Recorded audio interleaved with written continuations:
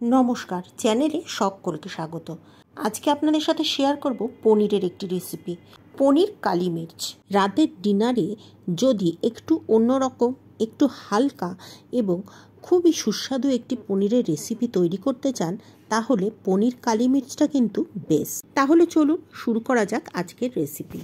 ভিডিওটা ভালো লাগলে অবশ্যই একটা লাইক করবেন এবং শেয়ার করবেন।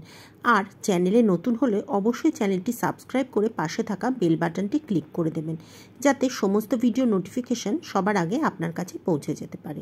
দেখতেই পাচ্ছেন আমি নিয়ে নিয়েছি পনির। আমার পনিরের পরিমাণটা 300 সামান্য একটু বেশি আছে। পনিরটাকে আমি একটু বড় বড় কিউব করে কেটে নেব। দেখতেই পাচ্ছেন আমি কীরকম বড়োভাবে কিউব করে কাটছি। আপনি অবশ্য আপনার নিজের পছন্দ মতো সাইজে পনিরটা কাটতে পারেন। কিউব করেই যে কাটতে হবে এমন কোনো মানে নেই। আপনি লম্বা করেও কাটতে পারেন অথবা 3 কোনা করেও কাটতে পারেন। যেভাবে আপনার খুশি সেইভাবেই আপনি কেটে নেবেন। পনিরটা আমার কাটা হয়ে গেছে। এবারে পনিরে নুন মাখিয়ে রেখে দেব। কড়াইতে নিয়ে নিয়েছি 2 টেবিল চামচ রিফাইন্ড অয়েল।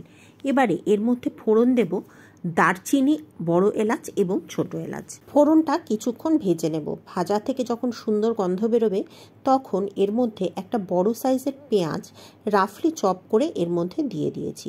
এর সাথে আমি দিয়েছি গোটা 5 রসুনের কোয়া আর 1/2 ইঞ্চি একটা আদার টুকরো। পেঁয়াজগুলো খুব একটা মিহি করে চপ করে দেওয়ার দরকার নেই, কারণ এই পেঁয়াজগুলো সামান্য একটু ভাজার পর আমি এটাকে পেস্ট করে নেব। এবারে কিছুক্ষণ ভাজা হয়ে যাওয়ার পরে এর মধ্যে দিয়ে দেব গোলমরিচের গুঁড়ো। আমি 1 চা চামচ গোলমরিচ গুঁড়ো দিয়েছি। সাথে দিয়েছি 10 থেকে 12টা কাজু বাদাম। আমি কাজু বাদামগুলো ভেঙে নিয়েছিলাম। পেঁয়াজগুলো ভাজার সময় খেয়াল রাখবেন পেঁয়াজগুলো যেন লাল না হয়ে যায়। শুধুমাত্র কাঁচা গন্ধটা চলে গেলেই পেঁয়াজের মধ্যে জল দিয়ে দেব এটাকে সিদ্ধ করার জন্য। চাপা দিয়ে এটাকে প্রায় 10 মিনিট সিদ্ধ করব।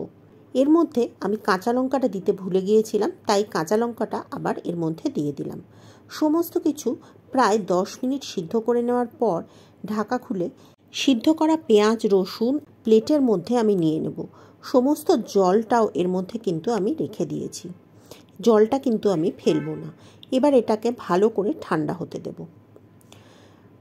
সমস্ত পেঁয়াজটা যখন ঠান্ডা হয়ে যাবে তখন মিক্সির বাটির মধ্যে তৈরি করে নেব একটা পেস্ট। নিয়েছি 3 টেবিল চামচ দই আর তার সাথে দিয়ে দেব সিদ্ধ করে রাখা পেঁয়াজ রসুনের মিশ্রণটা। সমস্ত কিছু দিয়ে একটা মিহি পেস্ট তৈরি করে আমি একটা পাত্রের মধ্যে নিয়ে নেব।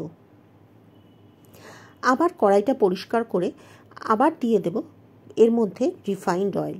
রিফাইন্ড অয়েলটা দিয়ে ভালো করে গরম হতে দেব।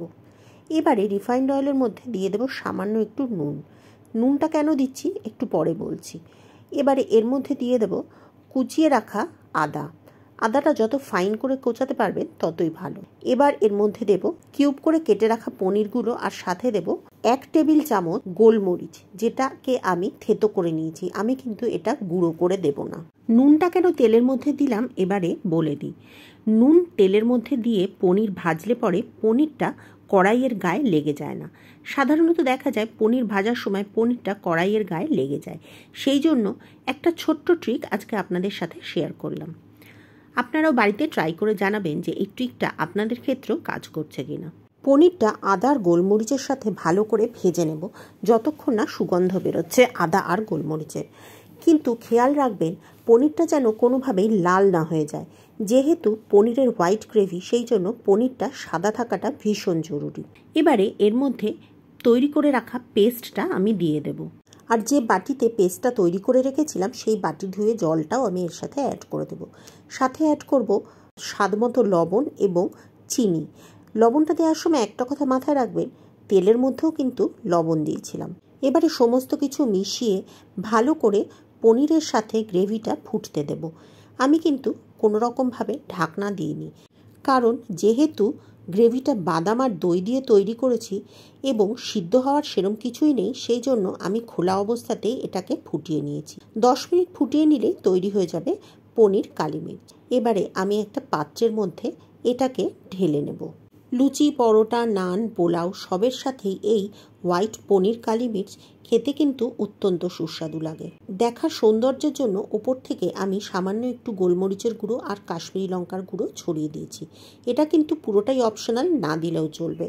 ও হ্যাঁ, আরেকটা কথা, যদি বাচ্চাদের জন্য তৈরি করেন তাহলে পেঁয়াজের সাথে কাঁচা লঙ্কাগুলো ফোটানোর পর যখন পেস্ট বানাবেন তখন কাঁচা লঙ্কাগুলো তুলে ফেলে দিয়ে তবে পেস্টটা বানাবেন। অবশ্যই বাড়িতে বানিয়ে খেয়ে দেখুন, কথা দিচ্ছি ভীষণই ভালো লাগবে। তাহলে আজ এ পর্যন্তই। পরের দিন আবার দেখা হবে নতুন কোনো রেসিপি নিয়ে, নতুন কোনো ভিডিওতে। ততদিন সকলে ভালো থাকবেন এবং সুস্থ থাকবেন।